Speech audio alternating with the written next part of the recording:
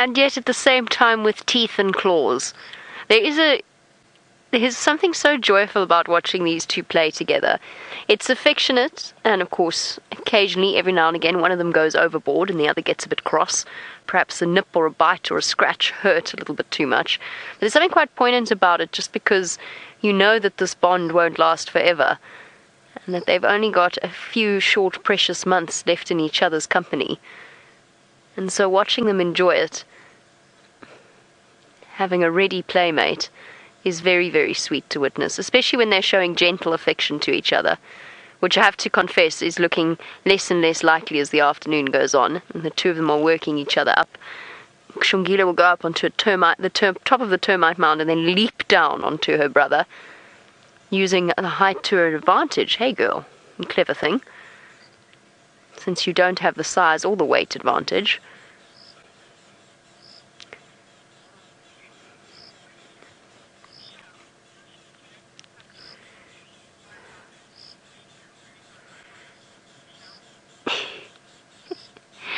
You can't even lick your ticks off in private, eh?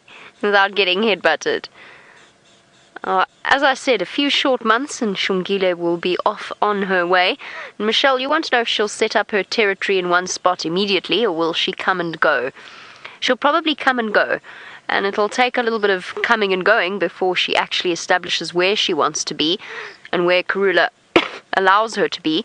And of course, it's not just dependent upon upon Karula. It also depends on the other female leopards in the area as well. There's, as far as we know, the vacuum up to the north where Shaluva used to have her territory. So Xongile might overlap a little bit there. We're not quite sure if any other female leopards have set up shop there yet or not. So it's still impossible to say exactly how Xongile is going to go about this. It might be that there's just too much pressure in this area and she might move a little bit further afield. Aww. It's impossible to predict. I hope for our sake, very selfishly, that she sticks around so that we can watch her as she grows up and has cubs of her own. Because I think those moments will also be very special. We've had that opportunity with Shadow and Thandi. I know that to mention that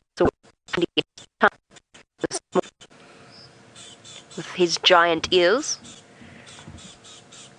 So I hope that it happens with Xongile as well. But it's impossible to really say where she's going to set up shop, except she'll probably stay closer to home than her brother.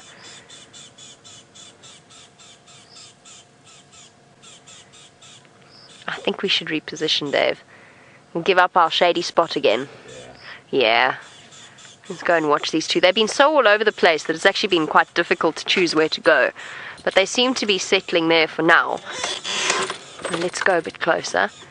Oh, as I said that. Both heads shot up. Which way are you going to go?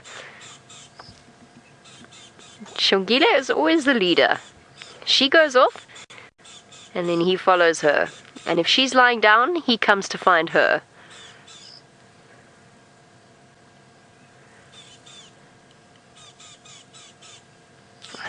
See?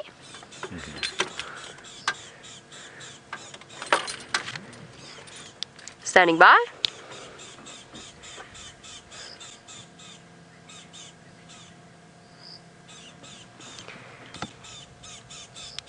Copy. Welcome to make your way. You'll see us from the road. We were basically on the road. Stalking through. Where'd she go? Where'd she go, Hosana? I don't want to miss the pounce, but we're not going to see it behind this tree, Dave.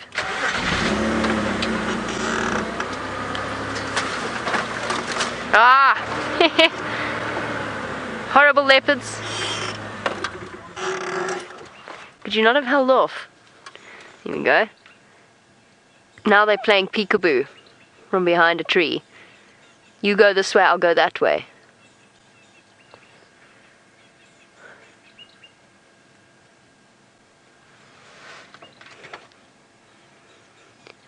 I was watching Xongile earlier. She's got a very... What's the word I'm looking for? charismatic. What is the word I'm looking for? The word for when something is unique to a person or to an individual. She's got quite a unique... Okay, we'll just go with unique, and you have to know what I mean. She's got quite a unique pounce. She gets this look of fierce concentration on her face before she pounces. And then she leaps up with both paws so neatly tucked under her. She's done it 3 times while I've been watching her with Hosana. And she's coming for you.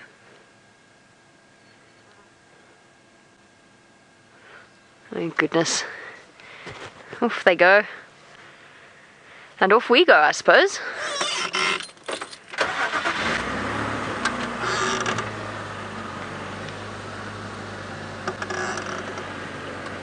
So while we catch up with them, watch out, Dave, I did it again. While we catch up with the leopards, let's go look at some harvested termites. We've seen the ants today. We're crossing off some of the most important insects out here in the world. And we've got the harvester termites. And, you know, we're so lucky that we see so many. Because when I was in Zambia, you used to see a lot of them, but they completely devastated the grassland. So it's nice to see a happy medium here. And I think we have to thank all the birds for munching on the termites. But anyway, they're hard at work. You can see them collecting all bits of grass, putting it near the entrance of their mound. And then, of course, they're dropping it inside and they're taking it where they will then later feed upon it. But look at that frenzy. And as we sit here and watch it, it's amazing. There's no such thing as manners in nature. And we see that when the lions and the leopards are eating. And you can watch it right here with the termites. Look how they just barge down that hole. Regardless if you're waiting at the entrance, you're going to get knocked down. And it's probably a long climb back up again. Not that they'd get injured, but I think that it must be a bit exhausting sometimes to have to keep going up and down those holes. But you can see the workers. There's also a couple of soldiers every now and then. And Brian, we still have that drop-tailed ant on the camera. It's still running around. It doesn't want to leave us. We'll have to take it home a little bit later. Now, we often see them working like this, but something that Brian and I have just found is we found the section of grass that they're working on. Now, don't you want to have a look and see how these termites actually use their very, very powerful jaws to pull off these massive pieces of grass? Now, I'm actually going to sit down because I'm going to get ready for the show. It's really great. But look at them, all working nice and hard. Now, these guys, I think, are being a bit ambitious by cutting off some of these... Oh, I've now lost comms. Sorry, Kirst, can you talk for me? Ah, there we go. Yeah, sorry, I sat down, I was keying my mic. Thank you, Kirst. I thought I lost you for a second, but you can see them. Now, where they go? Oh, here's one at the top. That's a bit better. So what I watched literally just a second ago, just before you came to us, I was about to say to Brian, they're very clever in the way that they cut the grass by using their jaws. Is normally they stand beneath the part that they want to trim off, and then they trim it. The piece of grass falls to the ground. And I did see one that unfortunately probably wasn't the sharpest tool in the shed, because it was cutting sort of below where it was standing, and the next minute it fell with its piece of grass to the ground. But they're really, really resilient. Where are they working hard? They seem to have stopped now. Come on, guys, go back. You didn't bring a piece of grass. Now, David, you're wondering if an ant colony would ever take over a termite's nest. Yes, of course. You actually see it quite often. For instance, the Matabele ants will go through and completely raid termites, specifically the harvester ants, and destroy an entire colony if they can. And it wouldn't surprise me if thereafter, if they had to move house, if they wouldn't utilize something like a termite mound. Sometimes you actually see little ants, like little safari ants, living amongst a colony of termites. You often see it on the large fungus-growing termis. What is the termis? I'm getting so excited. But on the large fungus-growing termite mounds, their mounds, you'll see the little safari ants living in and amongst it. I'm a bit sad and disappointed now that our termites are not cutting grass. I'm just scanning on all the blades. Where are you? They're being a little bit lazy this afternoon now. Oh, there we go. There's one. Octogal, you're wondering if all termite species make mounds. Most of them, but not all of them protrude above the ground. Sometimes, like for instance the harvester termite, most of their mound is underneath the ground, so you don't always get to see it. big.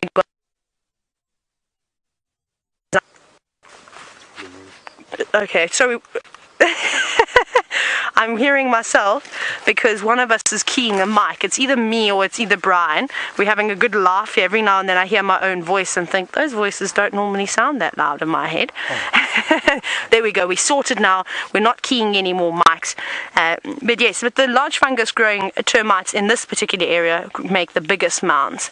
Another thing that I've been wondering about, and especially just while we've been sitting watching these termites, is that we know that termites predominantly are nocturnal, and most of them will actually only come out at night because they've got a very sensitive exoskeleton, so they can get sunburned quite easily. But not the harvesters. The harvesters in the day. So I wonder what is different in their exoskeleton that allows them to work in the harsh African sunlight. It's really amazing. So I'm going to have to do a little bit of reading and see if I can find, maybe it's a chemical, maybe they've got a harder exoskeleton, I'm not sure, but I just think it is fascinating. Now we're going to take a little walk down here. Thank you, termites. Have a good night. Be safe. Hope no aardvark raid your colony. He'd be in trouble. But you had some beautiful elephants with Brent a little bit earlier today, and they were splashing in the mud, having a bit of a bath. I think we've just missed some. Look at all this mess here. It's like a crime scene. We've got dung, we've got tracks, we've got water splashed out everywhere. There's not even anything left inside there anymore. We'll have to get a bit of rain to fill that up again. But that is lovely and very, very much slushy. Isn't this cool? And oh, you know what?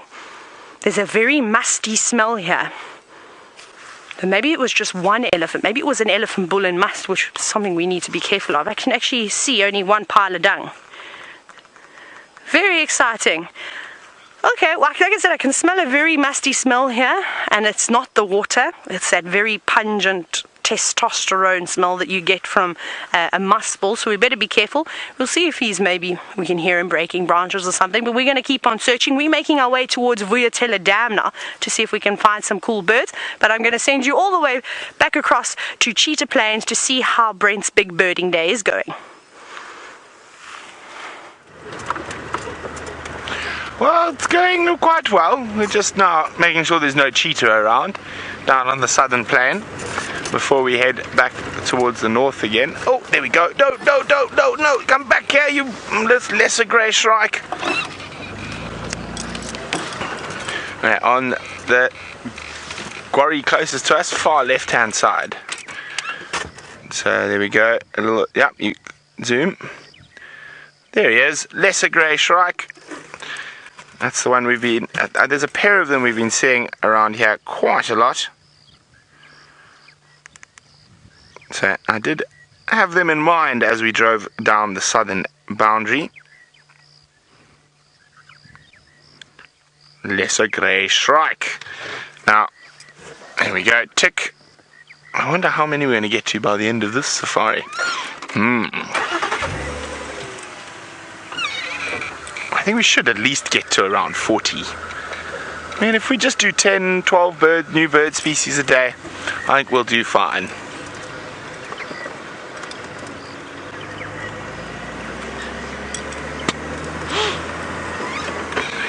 Naomi, hello. Naomi's 9 years old, and Naomi would like to know, on average, how many birds do we see in a drive? Well, probably a couple of 100 every drive, but of different species, also probably around 50 or 60 or 70. It's just difficult to get them on camera all the time because they fly away, or you're not live when you see them, and when you're live they fly away.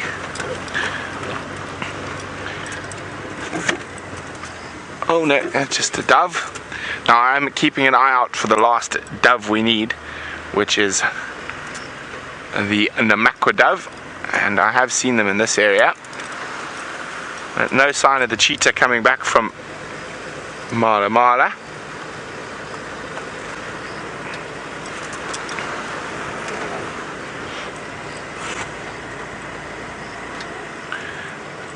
Angela is wondering, what exactly is a pangolin? Angela, it is a scaly anteater. Do I have a picture here? Maybe. Let me just... I think I've got a picture. I'll find it for you just now, Angela. It's a very rare bird. I mean, not bird, a mammal. And it's one of the most endangered mammals in the world. They're species in Africa and Asia, but they are used in traditional medicine as love charms, and they are very heavily illegally trained. It's one of the most trafficked animals in the world. Ah, there we go. There's another bird we haven't got on the list, but we should have by now.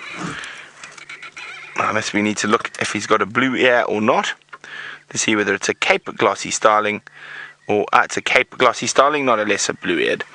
So there we go, another one for the list, Cape glossy starling. Now let me see if I can find a picture of this pangolin for you.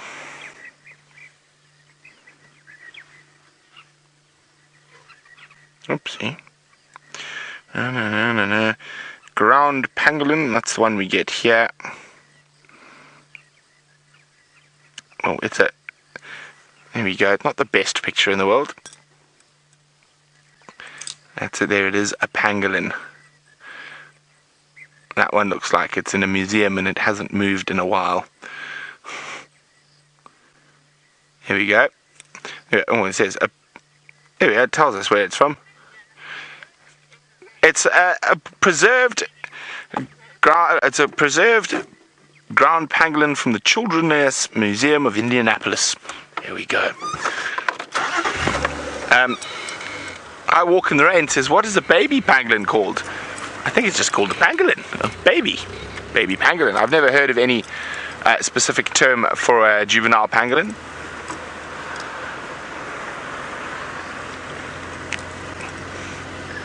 Okay, the light is getting lovely. I think we might try to see, I know the guys hadn't managed to find Thandi or Tumba yet when we went through Chitwa a bit earlier, so maybe we'll go roll our dice in that area. Maybe we're lucky, or more lucky, because of course we're lucky. Just look at this beautiful light.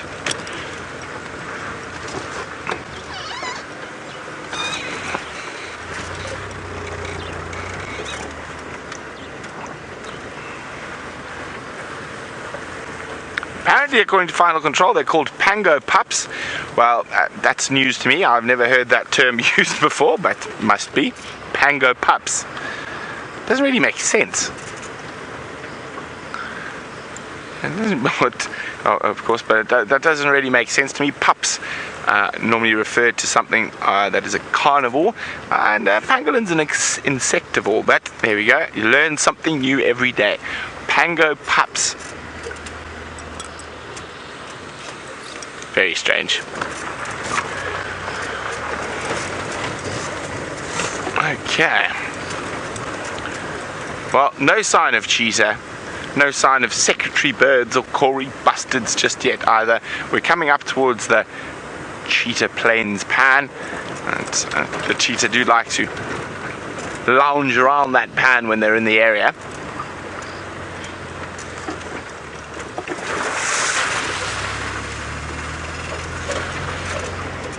Oh, light is beautiful today.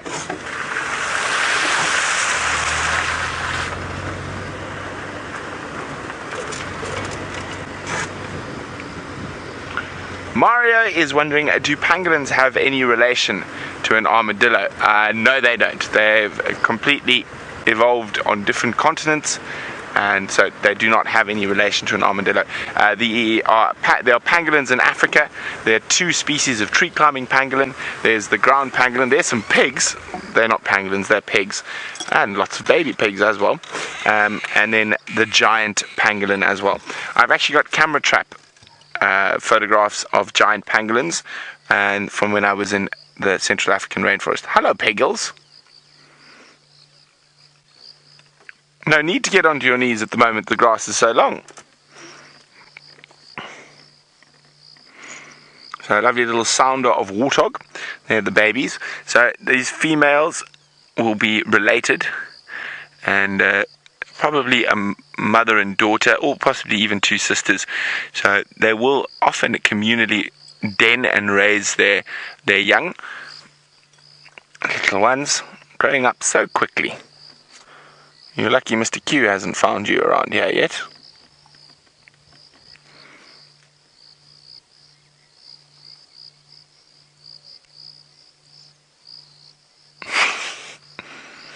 Let's try to get a little closer. These guys look really relaxed.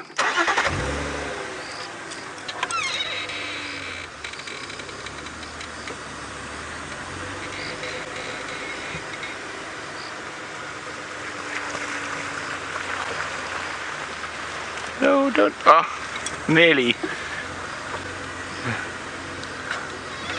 Now, they will be heading back home at this time of the evening as it gets cooler and the predators get up and mobile. They're going to try and make sure they get back to their burrow, which I'm sure is quite close by. They're just having a last evening snack before heading home.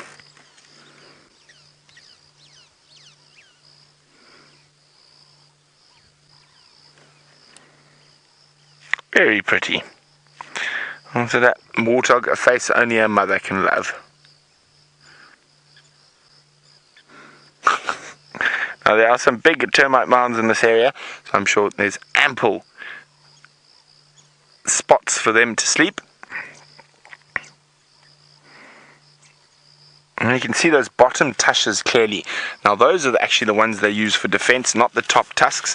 The top tusks are more for show.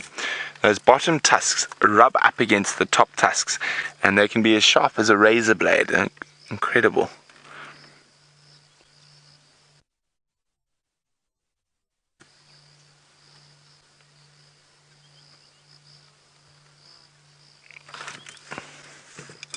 Okay, well, bye-bye, wart pigs.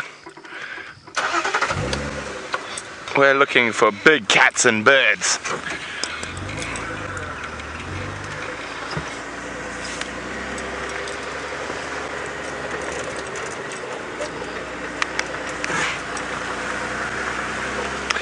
Edward says the next bird needs to be an arena trogon or an indigo bird. Well, an indigo bird is possible. We've seen them on the live drives. The terrain is not really good for an arena trogons here. We don't have enough riverine forest. So I would fall out of the car if we saw an arena trogon next, and especially if we saw one on Cheetah Plains. The only place there's a half chance at seeing them, maybe, possibly, but very slim, is in the Mawati or the Mwanini or the Marakani drainage systems.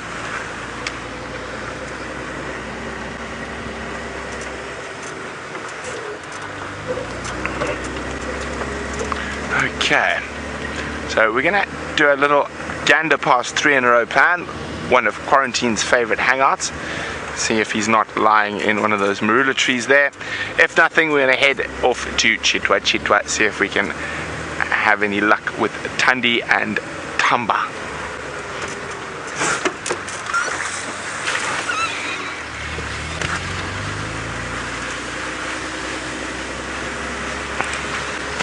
Debbie is wondering where have all the ostrich gone from Cheetah Plains. They would have moved to the east at this time of the year. They're going to be on the big basalt grasslands around Satara in the Kruger National Park, and it's also the spot where the wildebeest, buffalo, so they would have moved to the more open and grasslands that have got better quality grasses for them to munch upon.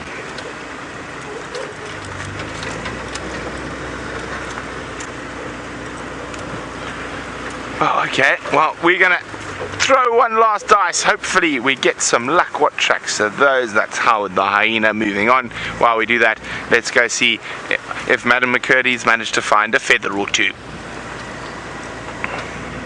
If I've managed to find a feather, is that what Brent said? Brent, you must be a mind reader. I kid you not, I didn't show Brent this, if that's what he'd said. Look what I actually stowed away in there. No ways. What? I really thought I'd misheard what Kirsten said as Brent was linking across to us, and I have a quiz. Thank you for reminding me, because I'd forgotten that I'd had it in here. So, we have this beautiful feather. I'm completely amazed at Brent's fortune-telling skills. I didn't know that he had them. And I have a quiz for all of you that are watching. From what bird does this feather come from? It's beautiful. Are you getting the nice colors? Should I turn it to the sun slightly? Look at that. Beautiful.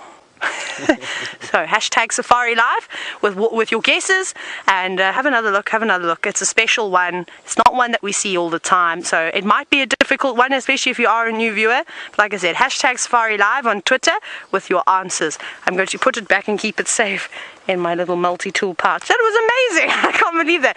Now we're doing lots and lots of birds. There's something else that I wanted to show you. We just had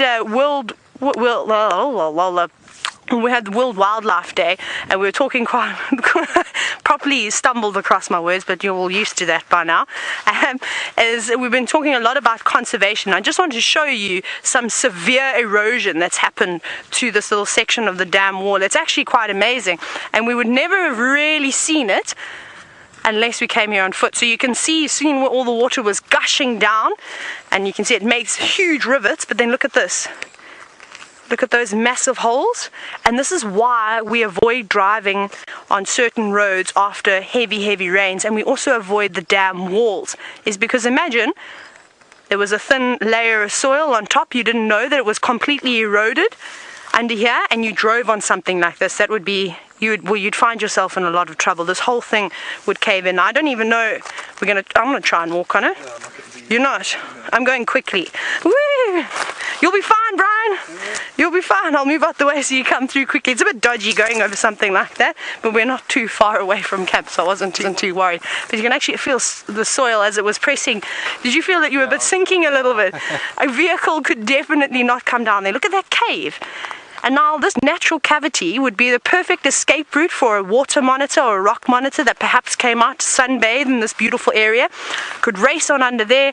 Even something like a baboon, a squirrel, a mongoose, definitely all the ground-dwelling birds could rush there. So even though nature has now created these massive erosion, and it's not just because we have interfered here and we've built these dam walls up. It happens everywhere. That water is so powerful.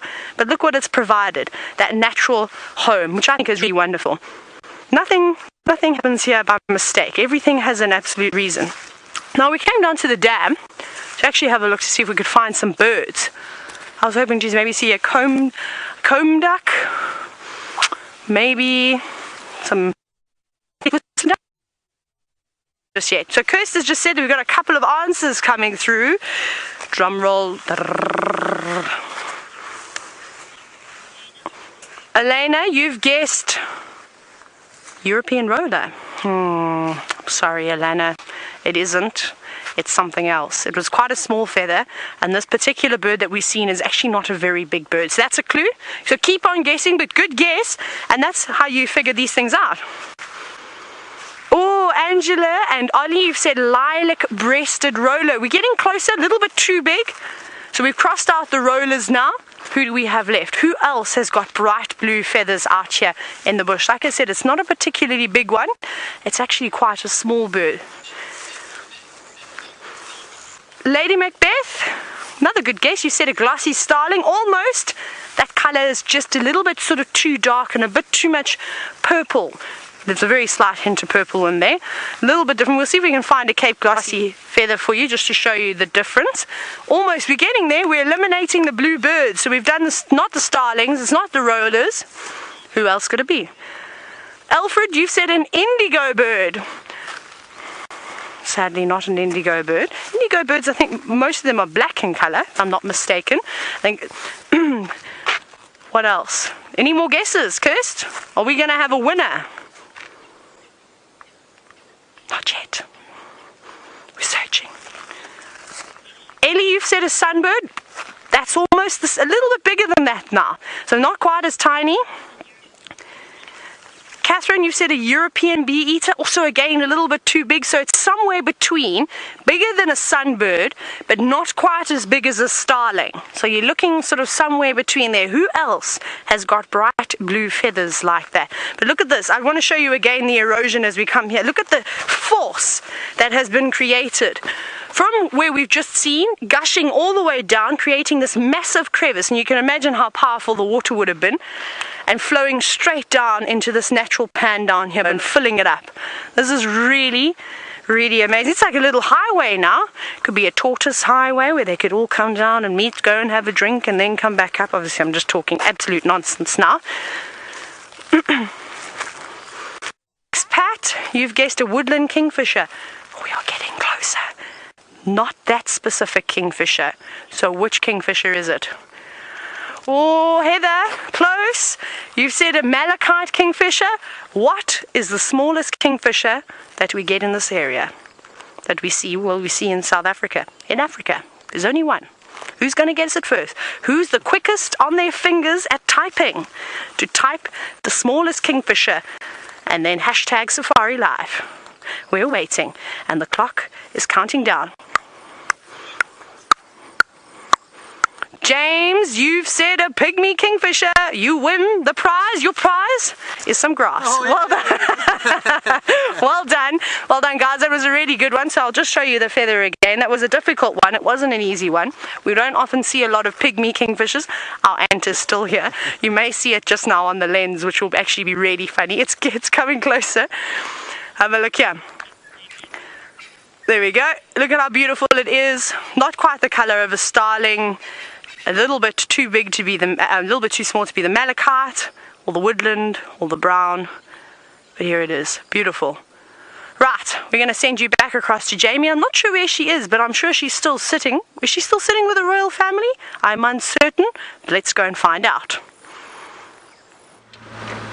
I am not with the royal family, unfortunately. Hopefully we will be by the end of the sunset safari, but there are other vehicles that wanted to come and have a look, so I've made space for them there so that the leopards don't feel under pressure in any way.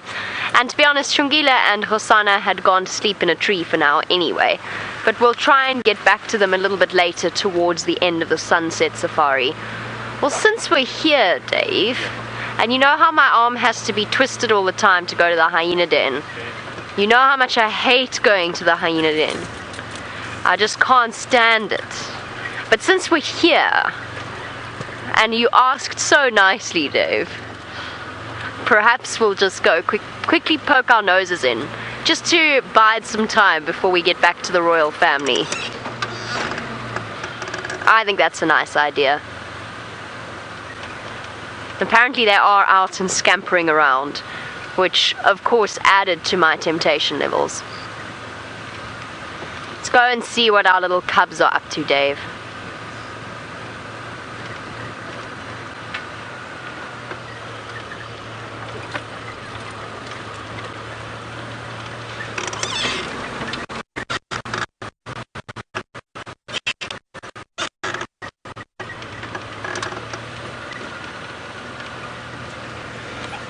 Whoopsie.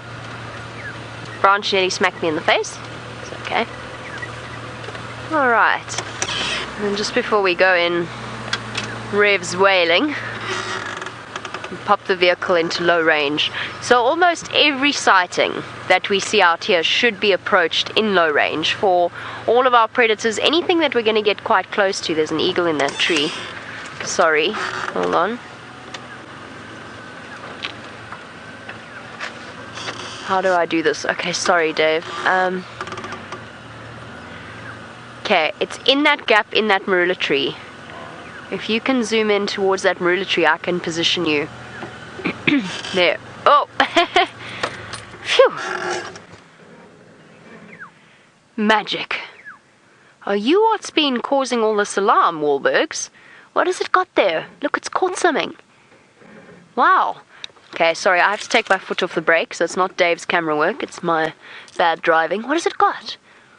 I think that's what caused all of that alarm with those birds earlier.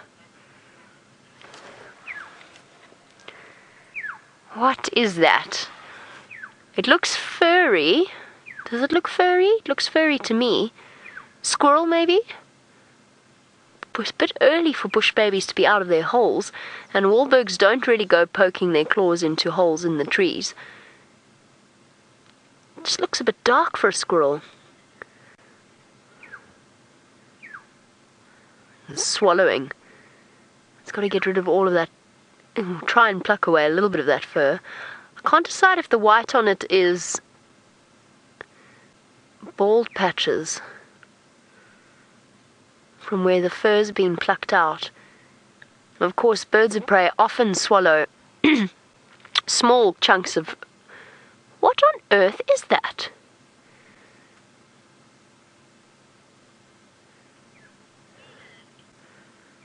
Sorry, I was about to say they often cough up fur balls, but I'm totally... It's a gerbil. It's a bushveld gerbil. That's what it is. You caught a bushveld gerbil. Well done, Wahlberg's eagle, especially since they're mostly nocturnal, although it is starting to get to the point where they'll start to wander out. So there we go, some poor hapless bushveld gerbil snatched up by this Wahlberg's eagle. It's one of the ones that lives around twin dams, and you can see it plucking away the meat. Sorry for those of you that are a little bit squeamish, a little bit sensitive of stomach. This might not be the sighting for you. It is fascinating to watch, and to watch the way that different birds of prey approach eating differently, whether it's swallowing the entire thing whole, as you get with a lot of the larger owl species, or if it's pulling away chunks of flesh, as this Wahlberg's eagle is doing. That is a nice catch, and I think that's the first time I've ever seen our pale morph Wahlbergs catch anything. In the time that I've been working here, I don't think I've ever seen them eating something. So this is actually a really special sighting. Oh, that was a big chunk. Down it goes. Now they've moved their nest. They're no longer nesting in the tree that they did last year or at the start of this year. And I still haven't been able to work out exactly where it is. It can't be that far away from the original, because we still see them around the Voyatella Dam and around Ingers, which is close to where their original nest site was. I'm wondering if they don't have a chick somewhere around, in which case this eagle would be, depending on the age of the chick, potentially swallowing down some meat to then fly back to the nest and regurgitate. Or if the chick would be a little bit older, it would take back a portion of this kill.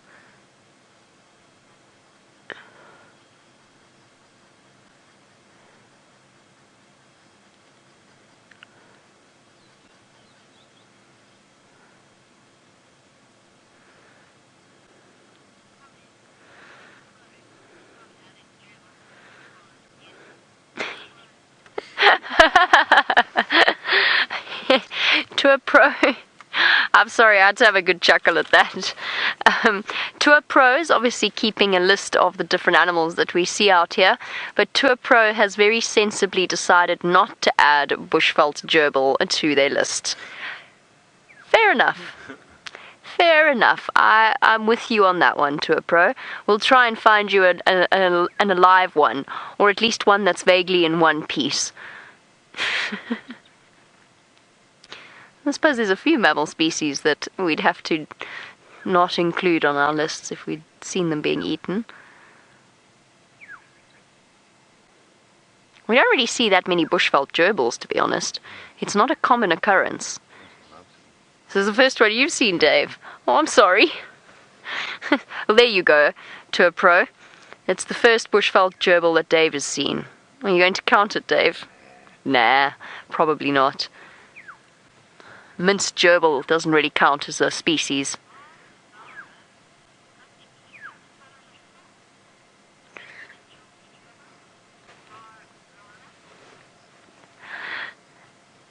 I'm having another good chuckle, I'm sorry. Lara, you say, not that I'm laughing at your question, I'm just laughing about the description of it being a chunky gerbil. You say it seems as though he could have swallowed that whole. Potentially, although Wahlbergs are not a particularly large eagle, and a lot of our slightly smaller eagle species, and actually even our larger ones, will hold it in their claws and rip it apart, rip their kills apart, rather than having to go through the whole experience of producing pellets.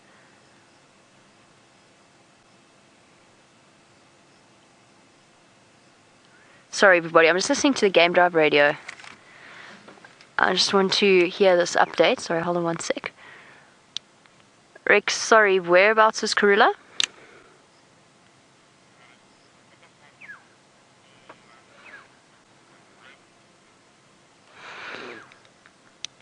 Okay, copy. Confirm you pulling out.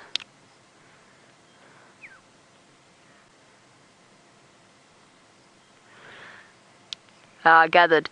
Yeah, okay, if you're pulling out, I'll make my way back in.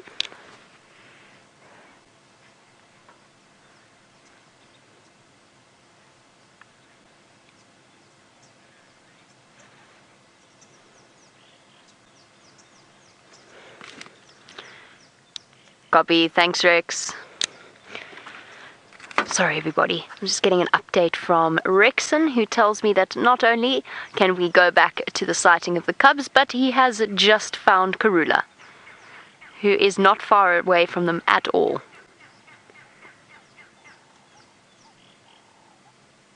But we're not going to leave the sighting just yet, because this is actually quite unique. It's an unexpected... There we go. Now it's swallowing it whole. Got rid of the extra chunks, and there goes the rest. I'm just making sure that it was a manageable swallow. Oh, no, not quite yet. Back up we go. So perhaps it really was a chunky gerbil. It's a new species for my mammal list. A chunky gerbil, as opposed to a bushveld one. The babblers are laughing at me.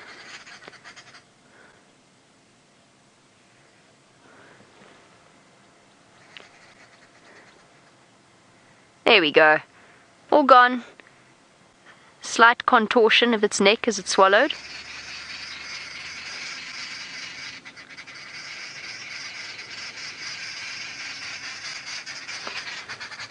Oh, noisy babblers.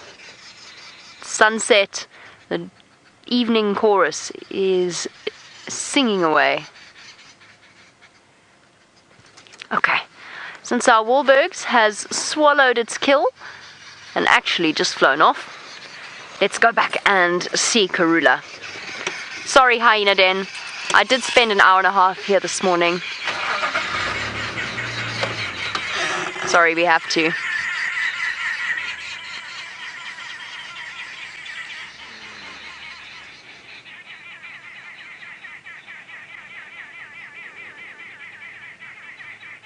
He's so noisy.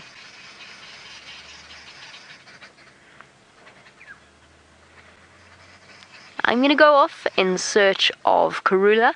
Sounds as though Brent's made his way to Chitwa airstrip, where Karula's daughter was last seen with Tamba. Let's go and see whether or not she's still around. Well, I'm hoping she is. No one's managed to find her, but I think with this incredibly long grass here in Chitwa, that if she just decided to lie down flat, you wouldn't see her, but now it's getting a bit cooler, so she might be up and on the move. Now this is where we left them on the sunrise safari. Tamba was in this big marula tree here.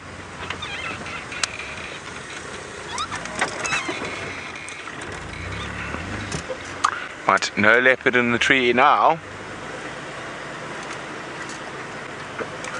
And then his mom wasn't too far away.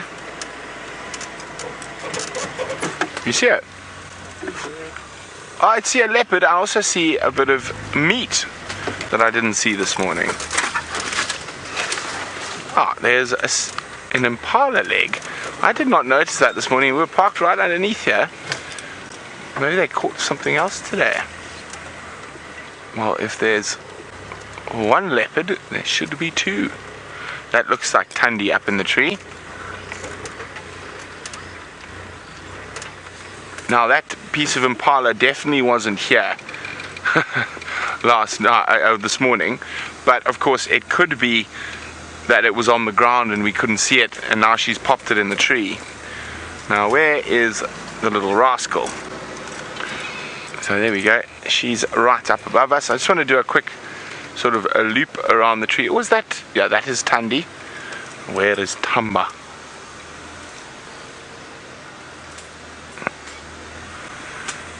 Okay, I'm just checking on the ground around us, and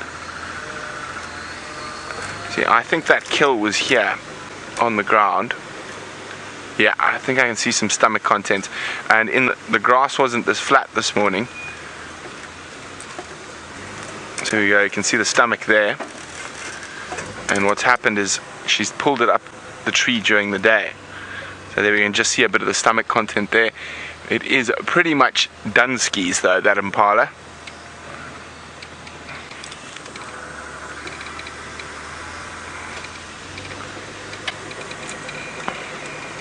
Okay, let's get in the spot where we can see Thandi. It's not in the best spot for us, but she looks comfy. I think that's about the best view we're going to get.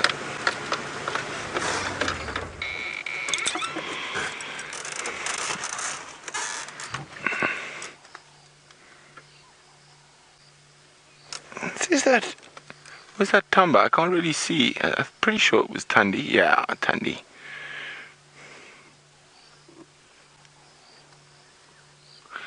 So for those of you who might be new to Safari Live, yes, it is definitely Thandi. Thandi is Karula's oldest daughter. Her sister is Shadow. They're about 11 years old at the moment. Now, I don't know where little Tumba is, who's a male cub. I think he's 7 months old now.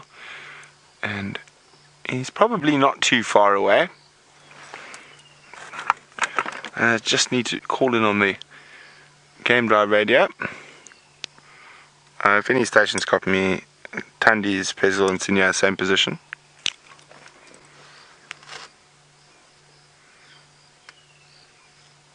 Oh, she looks very fat and very happy. I wonder if little Tumba's off practicing his stalking skills, chasing mongoose or francolin. I'm pretty sure he's close around here somewhere. He's probably just lying up in the grass.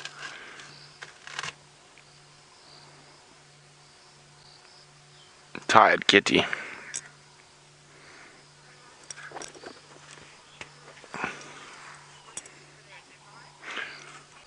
Well, we're going to just do a quick scout around, see if we can find Tumba. And while we do that, let's go to Tayla, who's going to be heading home as the sun sets on the western horizon. This has been one of the best walks I've ever had, and something that I want to show you, especially at this time of the night when the sun starts to go down and all the nighttime critters come out. Haven't you ever wondered what it must be like to be a white-tailed mongoose scurrying around in the long grass looking for all sorts of things to nibble on? Well, there we go.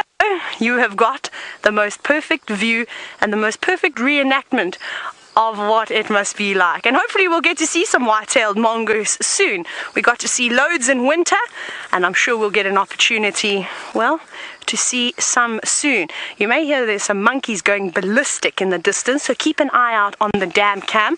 It's a little bit late for us to go searching around there, so just make sure if you are the zoomy, have a quick search around, especially from where the dam cam is.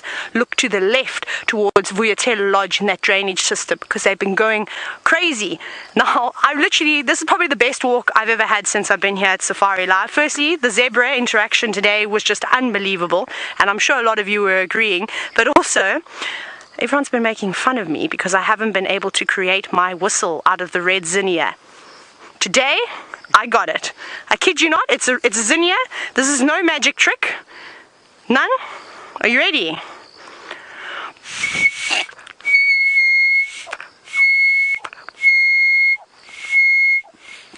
You don't understand how excited I am right now. I think I actually did a heel click and everything when I managed to get it right. It took me about 10 attempts, so I've destroyed a whole population of zinnias. But like I said, I don't feel bad. They shouldn't be here. They are an exotic. So we will make many whistles out of them. But all I did was make a small incision just up to the top over here with my knife. it's a difficult one to see. And remember I said to you, I've been waiting to find the perfect one, and it is really true as Bob. You have to have an older zinnia flower that's longer, because this section is hollow. And I think the issue that I was having earlier is with the young ones is that it's not long enough, and I don't know, the air is not being able to travel far enough to make this noise. But I'll give you one more toot.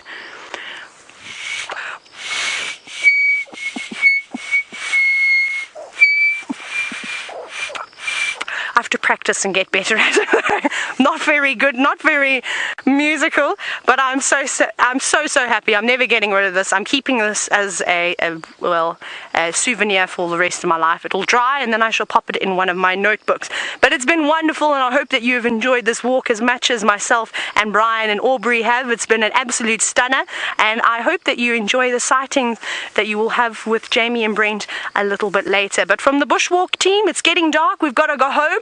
But we'll see you tomorrow for the the sunrise safari. Kirst, I'm not sure where we're going. Who are we going to? I don't know who we're going to. Brent.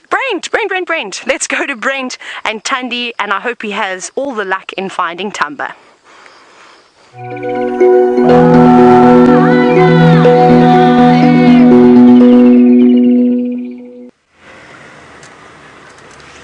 Well, we found where he was sleeping, a patch of flattened grass, and then I just heard a bird alarm call in this area here. Now, as you can see, it is literally a sea of grass, so all he has to do is lie down and he's gone. So one last little loop and then we'll head back to Thandi.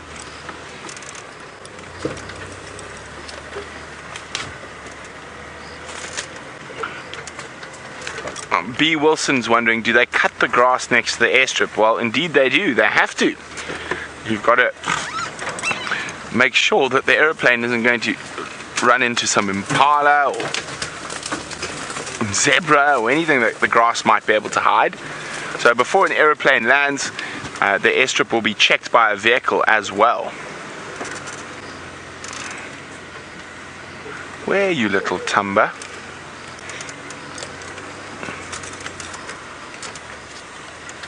Around here somewhere. So I think I'm looking for him because I think he might be a bit more active than his mom at this time of the day. He might be having a little game.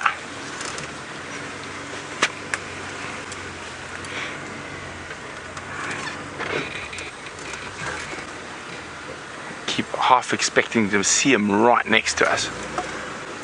And I'll show you where he was sleeping at some point today.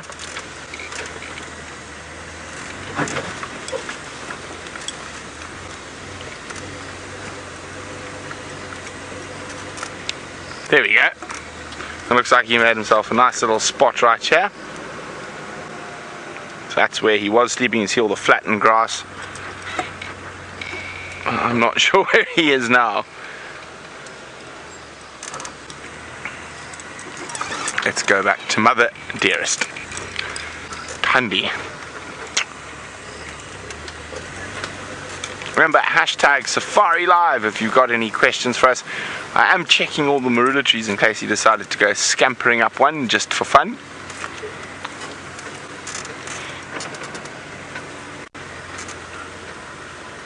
Okay, well, I'm not the only one that was searching. Well, I've got one leopard. I'm searching for leopard number 2.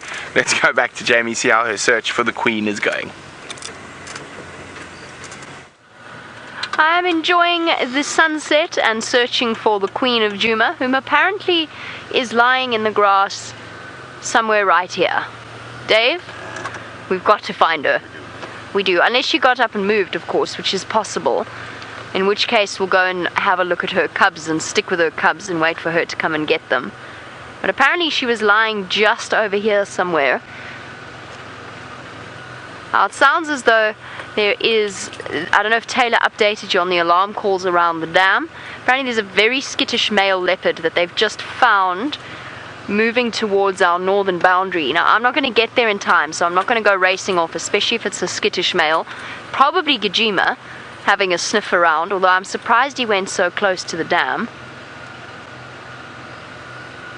so far south. The Djuma is quite a skittish male leopard that has established himself to the north of our traverse area, and we hardly ever get to see him.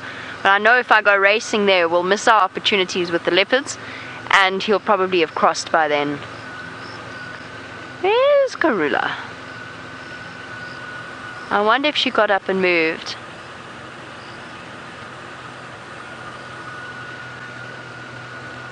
Now, Chris, you want to know if anyone has ever come close to driving over a cat sleeping in the grass.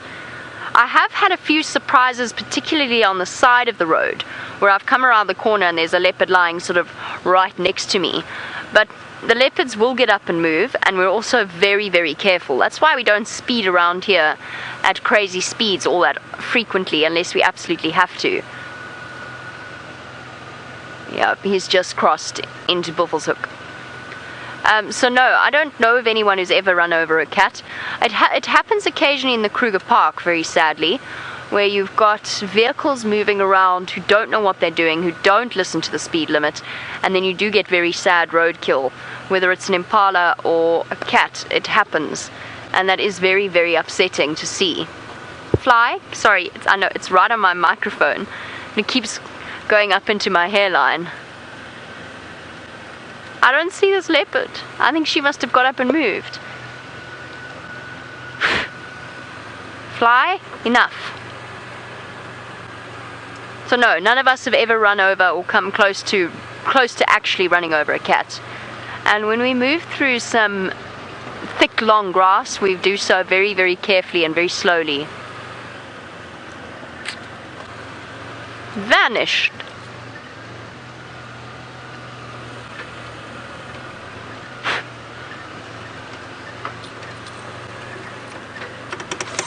Okay, let's go back again, see if we see her from a different angle, and then we'll go back to the cubs if we don't spot her this circuit.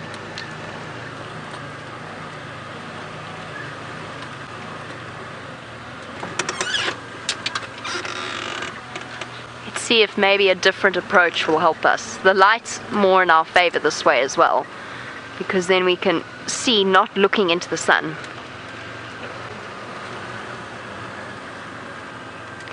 Debbie, you want to know if it is Xongile.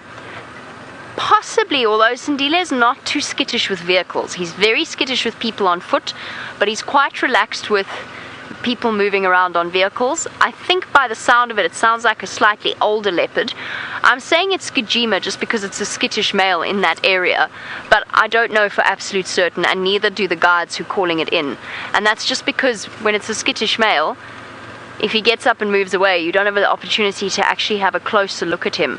Now, they're gauging off his age, and Djuma is quite a lot older than Xongile, but then Taxon right now just said Makombo on the Game Drive comms. So now I think there's a bit of confusion. So could be Djuma, could be another leopard. It's difficult to tell, but it sounds as though it's a leopard older than Xongile. Dave, I feel like we're missing something really obvious. Although if she's completely flat, it would be very, very easy to do.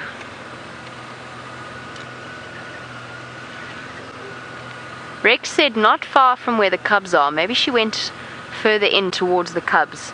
I think if we don't have any luck here, we should go back to where the leopard cubs are. Okay. One last focus. Staring. Oh, by the way, I thought I saw her, sorry. By the way, thank you to those of you who sent through the word that I was looking for, which was signature, which is a signature move. That's what I was trying to say about Xongile. She's got a signature posture when she leaps. No. No leopard.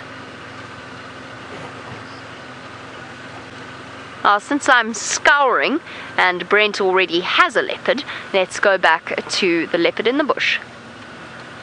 Or tree. Well, we're not going to stay much longer. Thandi isn't moving, and Tumba is of course not a year old, so we're not going to put any lights on here because he is in this area. and she is fast asleep. And I don't think there's going to be any movement too soon.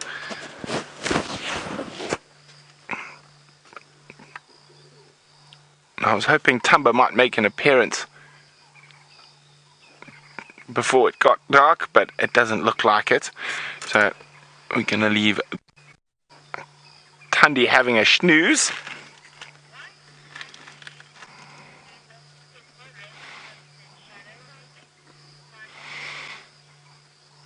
Michael is wondering why I think Thandi's been more successful than Shadow at raising cubs. Well, Michael, why are some people better at cricket than others, or soccer or whatnot? She's obviously just got some, maybe a slightly different genetics or a slightly different personality that makes her better at cubs. Definitely not as good as her mom, though. But, I mean, you must remember each of these animals are individuals and have different personalities and different traits. And at the moment, her favourite trait, which is a trait that all the big cats share, is a snooze. So goodbye, Thandi. And we're going to head now back down to the airstrip just to show you the spectacular clouds.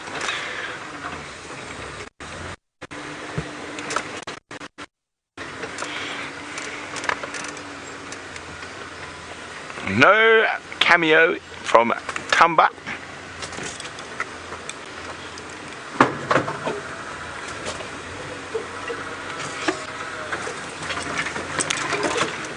But the sky tonight is quite spectacular.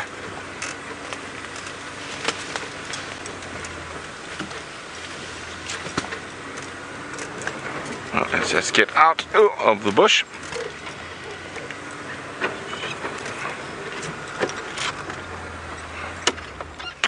Look at that. Absolutely gorgeous. The humidity's dropped down a bit, so I think we're safe from storms for a day or two at least.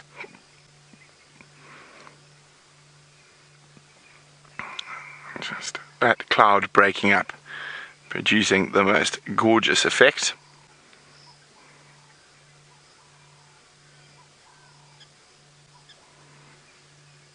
Lovely.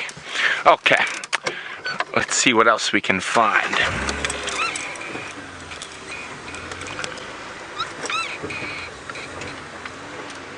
One last look for Tumba in a tree.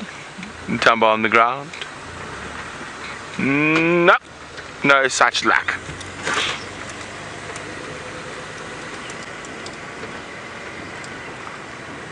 Now, of course, this is the time of the day when the predators, if they are going to start moving, or the hungry ones at least, they will be moving.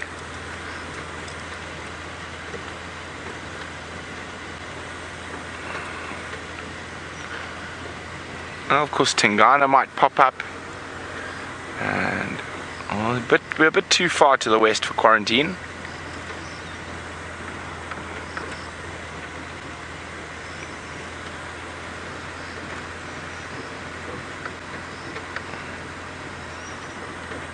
And as the sun sets, the moon is going to get more and more spectacular. There we go, look at that half moon.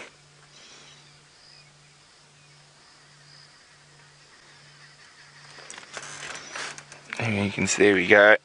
Look at those impact craters. It is absolutely gorgeous. Craig, do you want a house on the moon?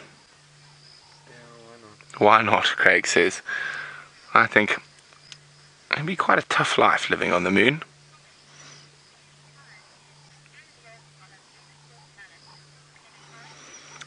Penny Pine says, we do live on a beautiful planet. Indeed we do. And even some of the stuff off the planet's quite pretty, like the moon.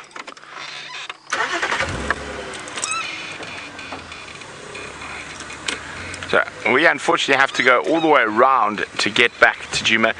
The roads towards the Chitwa Dam on the side are actually closed at the moment due to them being a bit too boggy. So I went out and had a look. I spoke to Steph from Chitwa. So I'm going to do a quick shoot around through the Moanini, and I'll be back in 2 flashes while we do that. Let's go see if Jamie's had any more success in her leopard search. No leopards, and no cubs either. So it seems as though Karula came to fetch the little ones, and she wandered off in the time it took us to get there. It was the distraction by the Wahlberg's eagle, Dave. Delayed us just that split second that we needed to get back here, and unfortunately all of the other vehicles left and the leopard cubs have gone. And it's so thick in there, I don't want to drive around in the dark, and as we spoke about earlier, not risk running over one of them, but risk getting far too close for comfort for them whilst driving through this thick grass in the dark. It's one thing during the day, but at night it's just, when I don't know exactly where they are, seems to be a bit of a foolhardy exercise. So we'll go and look for them on the roads. We'll do a quick loop of this area and see if they pop out. It doesn't seem as though they've come out onto the road in front of me, just because I haven't seen any tracks there. Now we'll just have to go and scan the vegetation for them.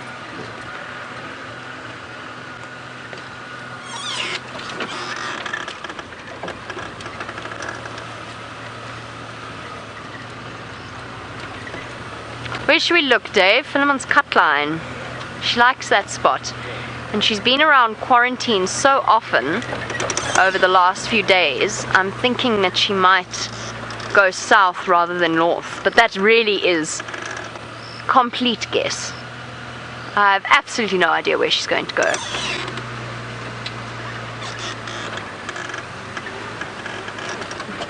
We'll check south and then we'll drive north and see if we get lucky. Otherwise, there's always all sorts of other exciting things as the evening comes in.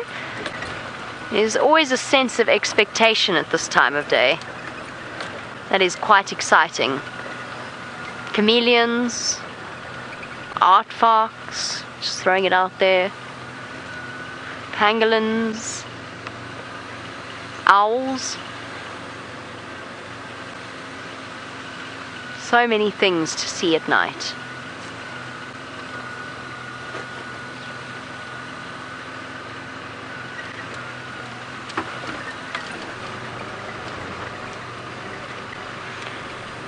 And don't forget to send through your questions using the hashtag SafariLive on Twitter. We'd love to hear from you. What would you like to see this evening? Come on, let's throw some names out there. What animals, what creatures of the night? Let me rephrase that. What animals that come out at night would you like to see? Dave? Aardvark? Yeah. I want to see an aardvark too, Dave. We sort of need to be winter for that, to increase our chances. But let's give it a go. Bit of optimism. Kirsty, what would you like to see tonight? A porcupine, says Kirsty. I would like to see a honey badger. Since we found a flamingo this morning, Dave. Yeah. Steph didn't find me my honey badger that he promised me in return. So I guess we'll have to do it. And I know where one was wondering about last night. Maybe it decided to spend the night in that area.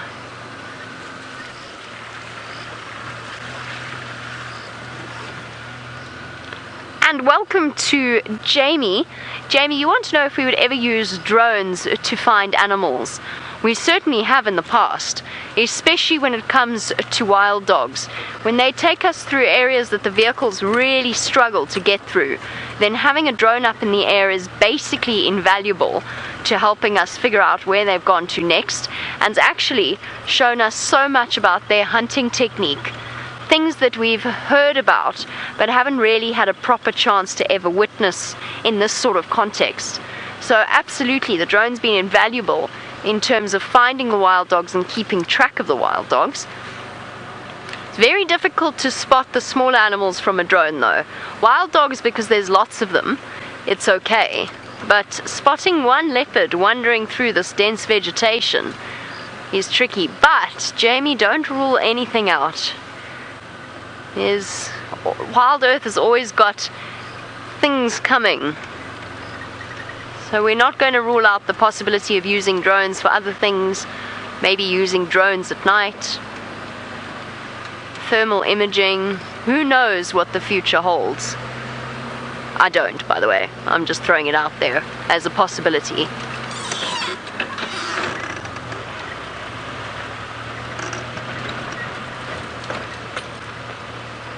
Alright, Janet and Sandy, you've asked for something relatively manageable, unlike Dave and Kirsty, who've both raised expectations.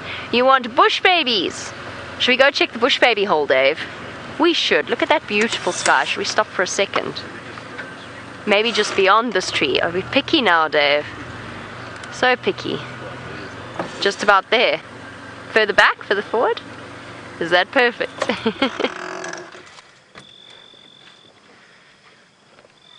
And Debbie has requested bats. Debbie, that will make Dave's day. Trying to film a small, dark, flying thing. Absolutely. But we'll see what we can do, Debbie. I can hear a pearl-spotted owlet. Okay, and Mind Warp, also on the level of doability, says night jars. You know what I'm going to throw out there as an animal we are going to see tonight? Bronze-winged courser, because they're just everywhere at the moment.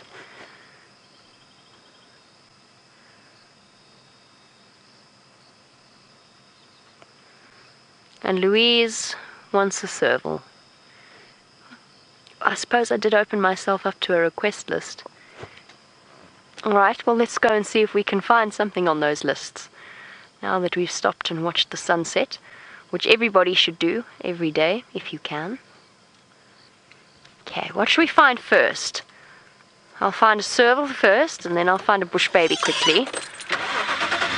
Then I'll throw in the porcupine with the aardvark. Oh, live your dreams. Woe is you. I'm so sorry. I hear you would like to see James. Not tonight, I'm afraid. Woe is you. No, sorry. Live your dreams. Live your dreams. I'm confusing my own sentences here. Live your dreams. We shall return James to you. Well, James shall return himself to you soon. For a few days. When's he coming back again, Kirst? When we go on leave. Sunday. James shall be returning to us on Sunday. So you can all begin your hourly countdowns. What's it? 1, 2, 3, 4, 5 days. 5 days till James. And then he shall be back with us once again. We miss James too. I have to confess though, if I were driving along now, at night, and I saw James in the middle of the road, I'd either question my sanity or be slightly creeped out. Imagine how scary that would be. He just came around the corner and James was sitting in the middle of the road. In my mind, he's not in a vehicle, he's just sitting in the middle of the road.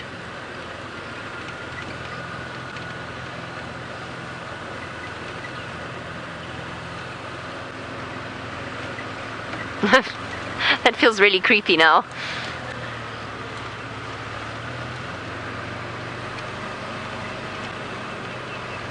Jigger, you might as well not have headlights. Just pointing it out.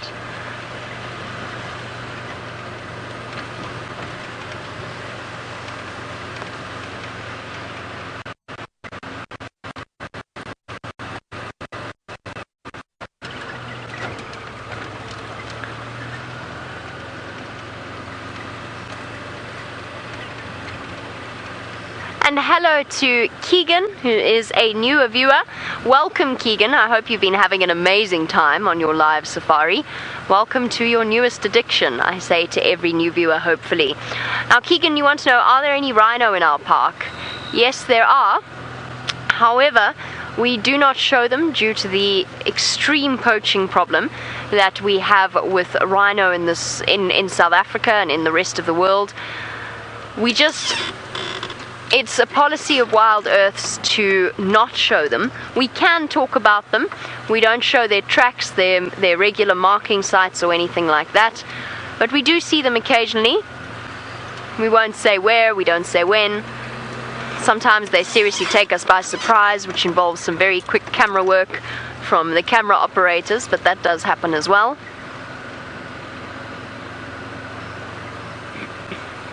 but we do have them.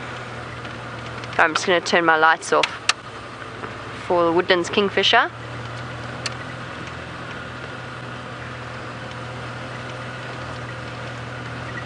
Come on, bush baby. I'm going to do a bush baby at least this evening, since we have taken so many requests.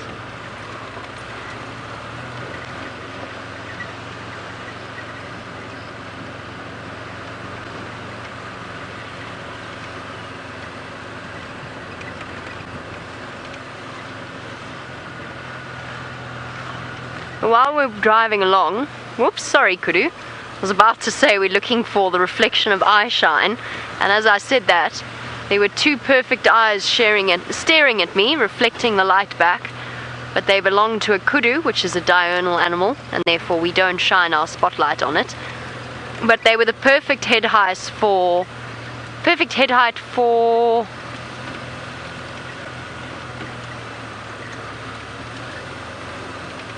a hyena.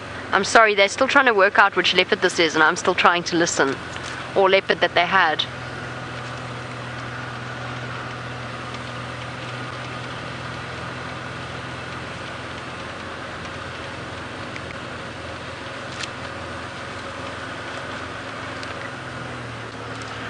I'm going to listen for the updates and see if I can chat to Taxon about which leopard he thinks it was.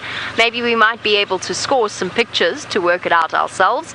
But while we do that, let's find out where Brent is on his journey home. Well, we're about to leave Chitwa. I just wanted to... Oh, frog! You know, an African bullfrog.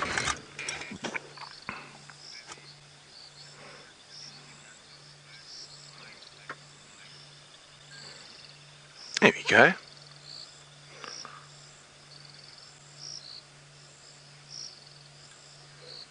Hello. Keeping very still. That's very cool, little African bullfrog. Let's see if there are any other froglets around.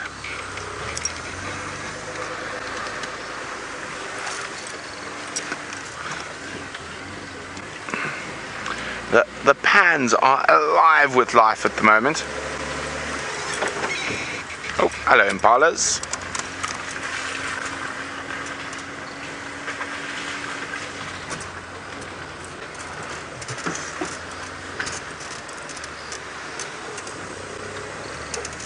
Oh, impala across the road. Now we can turn the lights back on. There we go.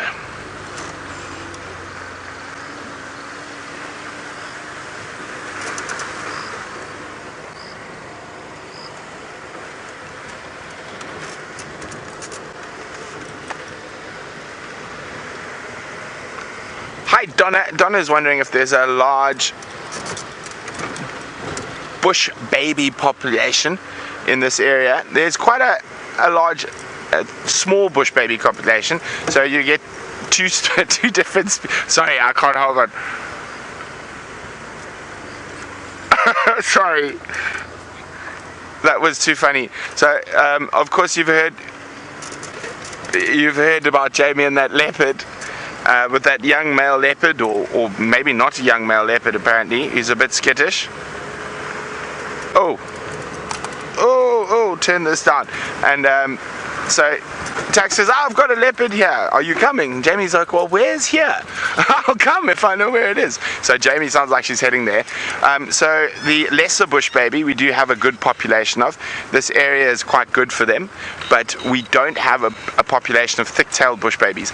I've heard one calling once. Now, they generally prefer to be around big river systems, and one of their favorite fruits is figs, and we do not have a lot of fig trees here, so we don't have a good population of thick-tailed bush babies, which are the much bigger species.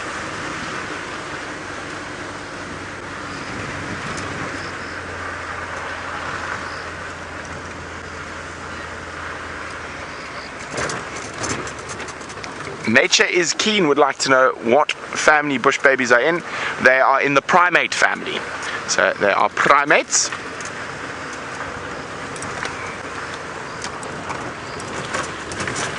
Yeah. What is going on with this radio? It's giving me a bit of grief here. Sorry, 1 second. The volume button won't go down. It's really loud. Come on.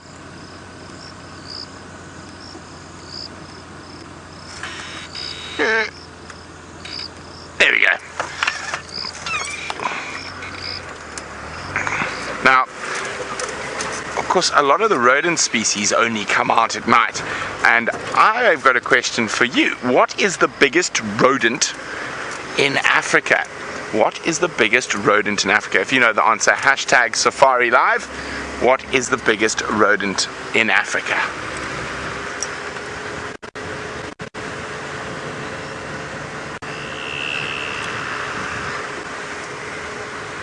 Now I think I'm going to take a bumble past some pans, see if we can get any more frog species to add to our African bullfrog.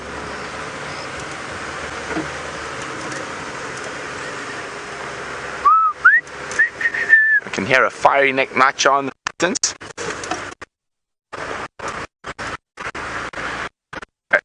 Hi Leslie. Leslie is wondering what is diurnal mean. It is the opposite to nocturnal. So diurnal is active during the daylight hours. Nocturnal is of course at night. Now animals like zebra, giraffe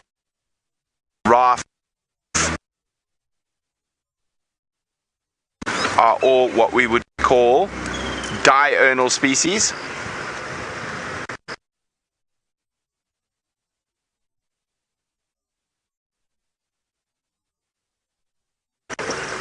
I'll finish chatting about diurnal, nocturnal. Let's go across to Jamie, who's got better signal.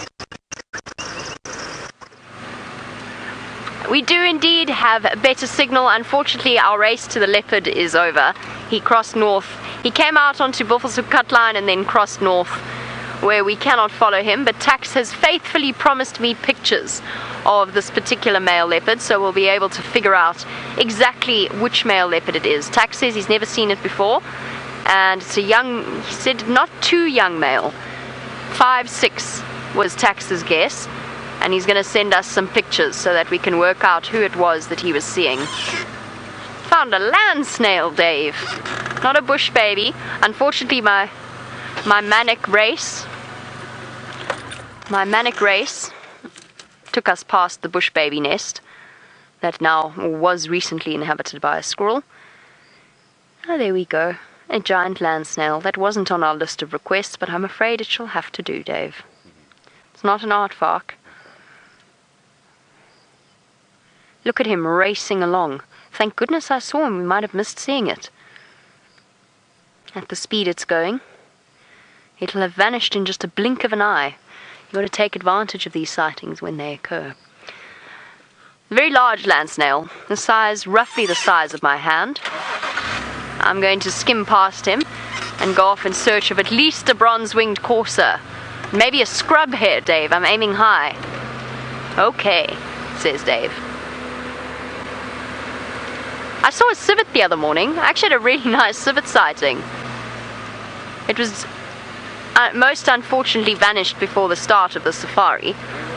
It was right outside Inger's, and then walked all the way down Philemon's Cut Line, sauntering along. It's the same one whose tracks we see everything. But a civet is not an animal we get to see all that regularly.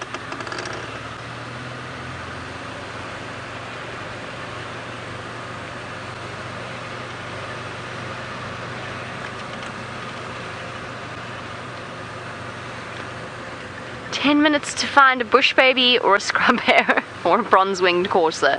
Surely we can achieve one of these goals."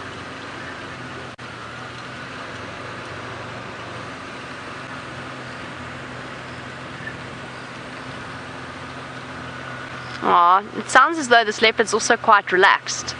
Apparently it was initially skittish and has now completely calmed down to the presence of vehicles. But that often happens with leopards at night. They tend to just be more confident. As soon as it gets dark and with a spotlight, they relax completely. Not completely, but they certainly become more relaxed than they would be during the day. And I'm talking, of course, about skittish leopards. I'm not talking about our perfectly relaxed leopards.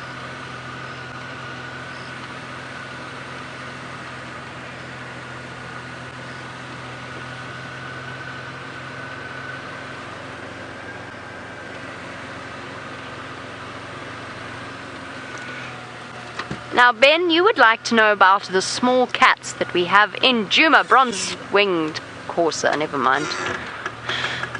Ben, bronze-winged courser, by the way, is a bird, and it just flew away. We have medium-sized cats called a serval, which looks like a little mini cheetah in a way, with a short tail and quite large ears. We also have a medium-sized cat known as a caracal, which is a beautiful red-colored cat with black tufts on its ears. And then we have African wildcats as well. I've only seen an African wildcat twice, once on air and once not. Out here, they're quite secretive little creatures, but they are around. They look a lot like domestic cats, but they're not. They're a completely different species. There's our bronze-winged courser, so at least we achieved one of our goals for the evening. What else can we find? Bush baby. Let's go in search of a bush baby. It's harder to see them during these summer months.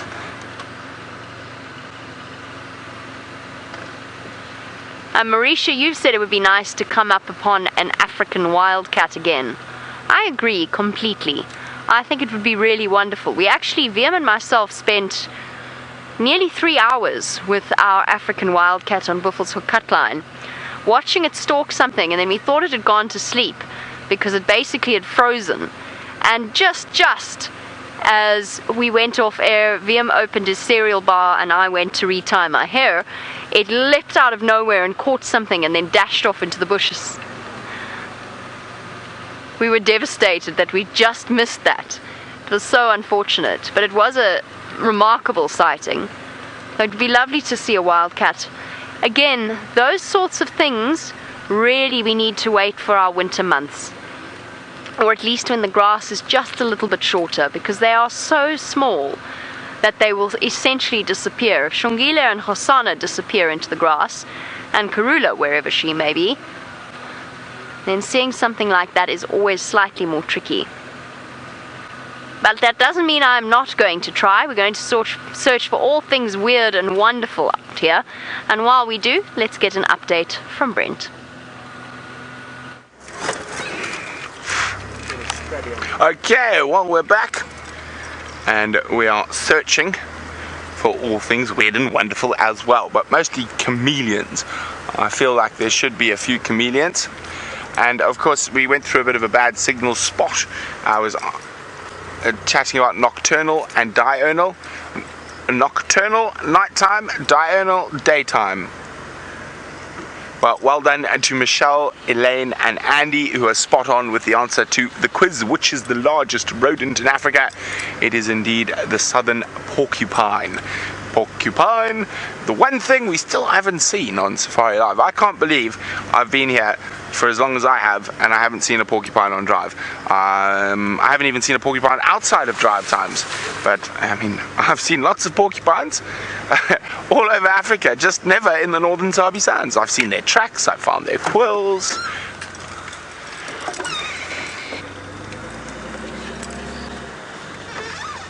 No, it was just a funny coloured leaf. I thought it might be a chameleon. Come on, chameleons.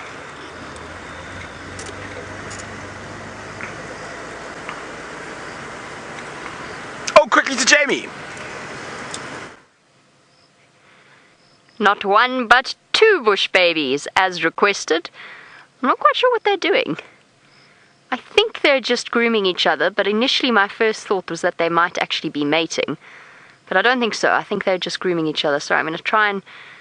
I'm not going to take the spotlight off them. I'm just trying to shift so that my elbow is steady, so that we don't get my light shaking all over the place. There we go. Isn't that a nice surprise? We might not have seen a serval or a porcupine or an aardvark, but we have seen two bush babies. I think there's two there. Doesn't look like one. So for our new viewers, we love bush babies. They're adorable. They're roughly the size of just a little bit larger than my hand, and they are small nocturnal primates that we see out here. There's one that lives around the DRC and occasionally comes hopping past. They are very, very sweet creatures. Named bush babies for their baby-like cry, like a human baby. Particularly with the greater galago. This is the lesser galago, or the lesser bush baby. There is a much, much larger one that spends a lot more time on the ground. And those you see wandering, well, we've never seen one wandering about. They like the river areas with larger trees. But they really have a cry like a human baby. Oopsie, my mistake.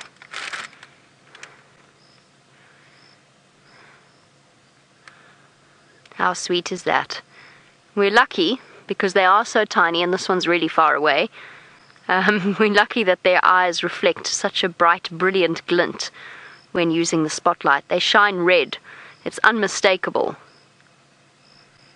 I can't make head or tail of what's going on here. Maybe it is just one bush baby.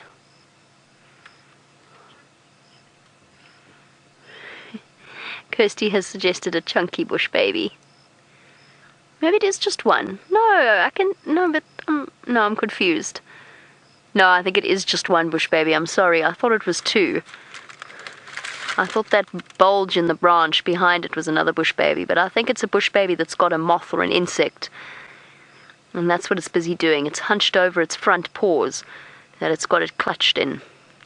So unlike us, they don't have opposable thumbs, or in fact thumbs that they can really use at all, but they do have fingers that they grasp with. So they're not sort of able to move them independently, but they can make a basic gripping motion. Actually makes them one of the more primitive forms of primates. Isn't it cute?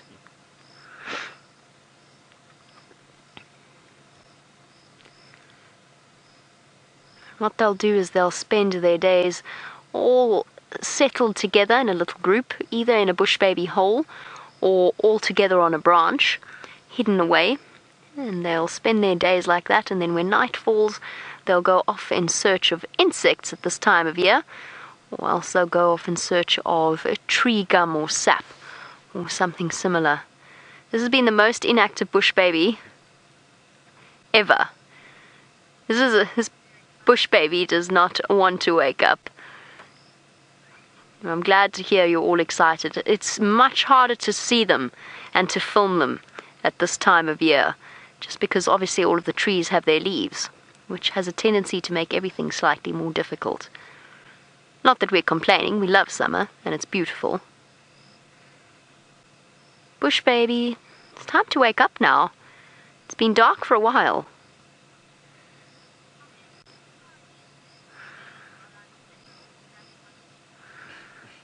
Yeah, I love that, Safari Dean. You say that bush babies are like little bat monkeys.